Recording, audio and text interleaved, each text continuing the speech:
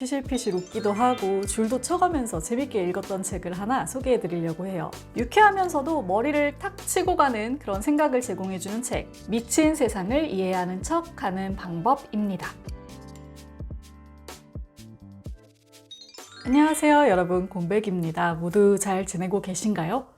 저는 명절 이후에 계속 이런저런 일들로 엄청 바빴다가 한 이틀 전부터 겨우 짬이 나서 이제 책도 읽고 영화도 보면서 조금 여유롭게 지내고 있습니다. 오늘은 명절부터 지금까지 제가 요 근래에 굉장히 재밌게 읽었던, 집이랑 카페를 오가면서 막 피실피실 웃기도 하고 줄도 쳐가면서 재밌게 읽었던 책을 하나 소개해 드리려고 해요. 일단 작가 이름을 먼저 말씀드릴 거예요. 어마어마합니다. 바로 20세기를 대표하는 지식인 움베르트 에코의 책입니다. 소설이고 에세이고 이 분야를 떠나서 너무너무 유명해서 많은 분들이 좋아하시고 또 알고 계신 작가죠. 이 작가에 대한 자세한 이야기는 우리 영상 말미에 조금 더 나눠보도록 하고요. 이제 책의 제목을 소개해 드릴게요. 바로 이 책, 미친 세상을 이해하는 척하는 방법입니다. 자, 지금부터는 제가 이 책을 어떻게 읽기 시작했고 이 책이 어땠으며 이 책을 읽을 때 어떤 것들을 알아두면 좋을지를 차근차근 이야기해 드리도록 할게요. 일단 이 움베르토 에코의 에세이라고 하면은 저한테 조금 가장 먼저 떠오르는 사연이 있어요. 제가 예전에 서점에서 일을 했었잖아요. 그때 저희 직원들끼리 너무 한가하거나 사람이 없거나 할 때 카운터에서 이렇게 몰래 책을 읽기도 했거든요. 원래 그러면 안 되기는 하는데, 아무튼 한날은 어떤 친구가 그 카운터에서 책을 읽으면서 혼자서 계속 피식피식 웃고 있는 거예요. 그거를 제가 이렇게 옆에서 보고 있는데 걔가 웃는 모습이 저도 너무 웃기기도 하고 또 그 책이 너무 궁금하기도 해서 제가 무슨 책을 읽는데 그러냐 하고 물어봤거든요. 그때 그 친구가 읽고 있던 책이 뭐였냐면 이 책이었어요. 세상의 바보들에게 웃으면서 화내는 방법. 책의 제목을 들으면서 눈치채셨겠지만 이 책과는 약간 형제 같은 책이죠. 사실 저는 그때까지만 해도 움베르토 에코라는 이름을 푸코의 진자나 장미의 이름 같은 약간 두껍고 무거운 소설의 이름으로만 알고 있었어서 그런 소설가가 쓴 에세이가 그렇게 재밌나? 쉽나? 이런 생각을 했었거든요. 그래도 어쨌든 궁금해서 이 책을 사보기는 했는데 이 책이 너무너무 재밌었던 거예요. 그래서 당연히 후속작격인 이 책에도 관심을 가지게 됐고 출판사에 저도 이거 읽겠습니다 이렇게 어필을 하게 된 거죠. 이 두 책이 에코가 그동안 썼던 칼럼들을 모아서 낸 책이에요. 그래서 이 책도 미네르바의 성냥갑이라는 이름으로 나온 칼럼들을 모아서 낸 책입니다. 날카로우면서도 시크한 그런 유머가 있는 책이어서 엄청 심각하게 읽다가도 막 웃게 되고 다시 심각해지고 그런 책이었어요. 예전에 그 카운터에서 책 읽는 친구 표정이 딱 그랬었는데 저도 그렇게 읽게 되더라고요. 자, 그러면 지금부터는 이 책의 어떤 면이 그렇게 웃기면서도 신랄한지 몇 구절만 조금 소개를 해드릴게요. 일단 이 책을 관통하는 하나의 흐름이 있는데요. 바로 유동사회입니다. 현대사회의 모습, 즉 소비지향적이고 개인주의적인 모습, 쏟아지는 정보들 안에서 막 혼란스러운 이런 모습들을 겨냥해서 쓴 글들이 많아요. 그래서 이데올로기, 정치, 인터넷과 정보, 음모론, 인종주의 이런 키워드들이 자주 등장합니다. 이렇게만 들으면 조금 키워드가 어려울 것 같다 이렇게 생각하실 수 있는데 되게 재미있어요. 예를 들면 신은 안다, 내가 바보라는 걸 이라는 제목의 칼럼이 있습니다. 이 칼럼에서 에코는 이런 질문을 던져요. 우리는 요즘 사람들이 텔레비전 화면에 나오기 위해서라면 무엇이건 할 용의가 있는 세태를 두고 토론하는 중이었다. 설사 인터뷰하는 사람의 뒤에서 손을 흔들거나 터무니없이 V자를 그리는 바보 같은 모습으로 나오더라도 말이다. 요즘엔 텔레비전에 나오려고 공개적으로 아내가 바람이 났다고 털어놓고 스스로 발기부전이라거나 사기꾼이라고 말하는 사람들이 있다. 심지어 범죄 심리학자들의 연구에 따르면 연쇄살인범 중에서도 마지막에 체포되어 유명해지는 것이 범죄의 주 동기일 때가 드물지 않다는 사실이 밝혀졌다. 우리는 이런 미친 짓이 대체 어디서 비롯되었는지 궁금했다. 이에 대해서 에코는 한 가지 가정을 합니다. 인간이 더는 신을 믿지 않아서 그런 것이 아닐까? 그간의 사람들은 다른 사람은 다 몰라도 신은 안다라는 그런 생각들, 즉 어떤 초월적인 존재에 의해서 나를 인정받고 삶의 의미를 부여하고 확신을 얻고 자신을 각인하고 양심을 지키면서 살아왔다는 거죠. 그런데 그 위대한 증인이 사라지고 나니까 남들에게 잊혀지지 않기 위해서 사회의 눈, 타인의 눈, 즉 TV를 통해서 자신을 드러내고 남을 확인하고 서로에게 인정을 주고받는다는 거죠. 이러한 흥미로운 가정의 말미에는 그야말로 활용점정격인 다음의 문단이 붙어 있습니다. 읽어드릴게요.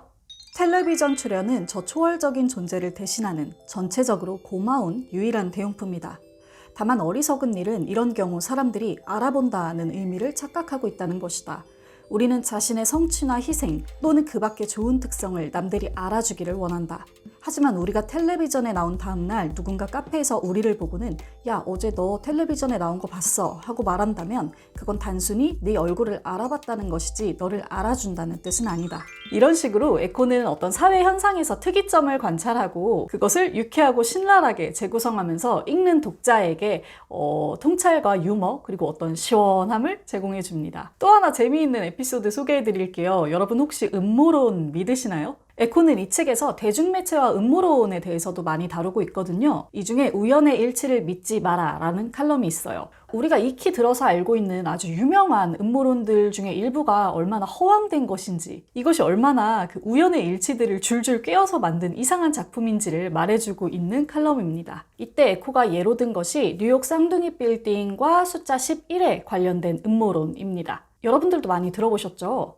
이 사건과 관련된 모든 키워드들의 글자 수는 11개와 관련이 있고 모든 사건들이 숫자 11과 관련이 있고 이런 것들인데요. 에코는 이러한 음모론이 얼마나 사실과는 관계가 없는지를 엄청난 팩트 폭격과 함께 알려줍니다. 그리고 여기에 덧붙여서 어떤 우연의 일치들을 모아서 음모론과 비슷한 이야기를 제작해 보려는 시도도 해봅니다. 링컨과 케네디의 삶을 붙여서 이것에 어떤 음모가 있는 것처럼 만들어 보려는 거죠. 그 내용은 이렇습니다. 우연의 일치를 더 듣고 싶은가? 얼마든지.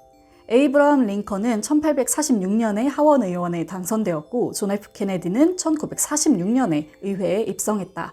링컨이 대통령이 된 것은 1860년이고 케네디는 1960년이었다. 둘 다 백악관에 있는 동안 아내와 자식을 잃었고 둘 다 금요일에 남부 출신의 남자가 쏜 총에 머리를 맞았다. 링컨 암살자는 극장에서 총을 쏜 뒤 창고에 숨었고 케네디 암살자는 창고에서 총을 쏜 뒤 극장에 숨었다. 부스와 오즈월드는 둘 다 재판에 들어가기 전에 의문의 죽임을 당했다. 게다가 점입가경인 것은 링컨은 살해되기 일주일 전에 메릴랜드주의 먼로에 있었고 케네디는 메릴린 먼로와 함께 있었다. 제가 진짜 카페에서 이 부분 읽으면서 얼마나 웃었는지 몰라요. 이런 우연들을 얼마든지 꿰어서 만들 수 있다는 걸 알면서도 우리는 자꾸 귀가 좀 솔깃하잖아요. 자, 그런데 에코는 이렇게 재미를 주면서도요, 음모론 자체에 대한 통찰을 놓치지 않습니다. 어떤 의미에서 의심을 동반한 해석은 우리를 우리 자신의 책임으로부터 해방시킨다. 우리를 불안하게 하는 것 뒤에는 하나의 비밀이 숨어 있고 비밀의 은폐가 우리에게 해를 끼치기 위한 작당이라는 믿음을 우리에게 주기 때문이다. 비밀이 있다고 주장하는 사람의 힘은 그것을 숨기는 데서 나오는 것이 아니라 비밀이 있다고 우리가 믿게 하는 데서 나온다. 역설적으로 모든 가짜 음모 뒤에는 어쩌면 우리에게 그것을 진짜 음모로 믿게 만듦으로써 이익을 보는 사람의 음모가 숨어 있을지 모른다. 이렇게 음모론을 믿는다는 것 혹은 그 음모론을 퍼뜨린다는 것에 어떤 의미가 있을 수 있는지도 함께 살펴보는 거죠. 저는 이런 글들을 읽으면서 에코가 그리고 이 책이 유머와 통찰력을 둘 다 놓치지 않고 잘 가져가고 있다는 생각이 들었어요. 이 책의 원제는요, 파페 사탄 알레페, 유동사회의 연대기입니다. 이 파페 사탄 알레페라는 말이 그 단테의 신곡 지옥편에 나오는 말이라고 해요. 학자들이 이 말을 해석하려고 노력을 했는데 아직은 정확한 말로 해석이 안 된다고 하거든요. 이 세상의 모든 나쁜 짓 혹은 의미 없는 잡동사니 이런 식에 가깝게 해석이 되는 말이라고 해요. 에코는 파페 사탄 알레페라는 이 말이 현대의 사회, 즉 유동사회가 보여주는 다양한 면모들, 끊임없이 변화하고 혼란스러운 모습들을 잘 나타내주는 말이라고 생각했다고 합니다. 에코는 20세기 최고의 지식인이라고 불리면서 정말 수많은 책을 남겼고요. 지난 2016년에 작고하셨죠. 생각보다 되게 우리 시대의 작가예요. 이 에코가 가장 마지막으로 남긴 책이 바로 이 책, 미친 세상을 이해하는 척하는 방법입니다. 그런 이유로 이 책이 에코가 가진 가장 현대에 가까운 통찰을 담은 책이라는 생각이 들었고요. 동시에 혹시 에코가 살아서 지금의 이 코로나 세대를 겪게 된다면 좀 어떤 말을 해줄 수 있었을까? 어떤 글을 썼을까? 독자가 어떤 인사이트를 좀 받을 수 있었을까? 하는 궁금증과 아쉬움이 들기도 하더라고요.